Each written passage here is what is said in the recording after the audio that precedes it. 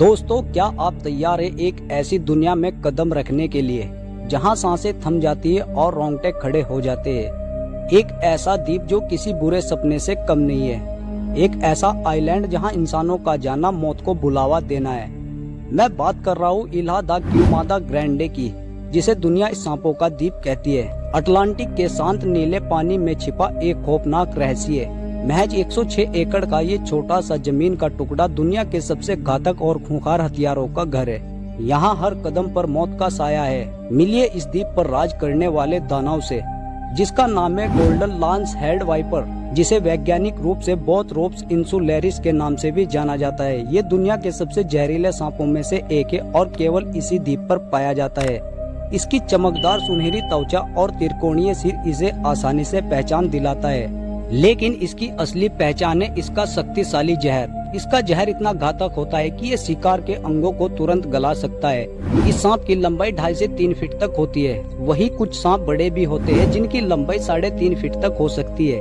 ऐसा कहा जाता है कि इस द्वीप पर हर 1 मीटर के दायरे में 1 से 5 सांप पाए जाते हैं। सोचिए, हर कदम पर सांप ही सांप है, तो वो मंजर कितना भयानक होगा। सवाल उठता है कि इस छोटे से द्वीप पर इतने सांप कहां से आए। वैज्ञानिक मानते हैं कि हजारों साल पहले जब समुद्री स्तर बढ़ रहा था, तब ये द्वीप मुख्य भूमि से अलग हो गया था।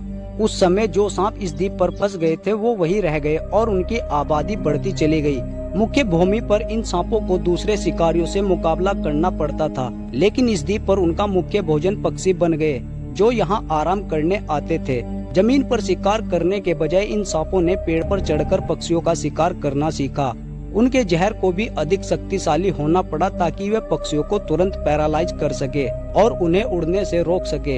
इस द्वीप से जुड़ी कई डरावनी और पुरानी कहानियां भी है। कहा जाता है कि एक बार एक मछुआरा गलती से इस द्वीप पर चला गया था। अगली सुबह वह अपनी नाव में मरा हुआ पाया गया। उसके शरीर पर सांपों के काटने के कई निशान थे।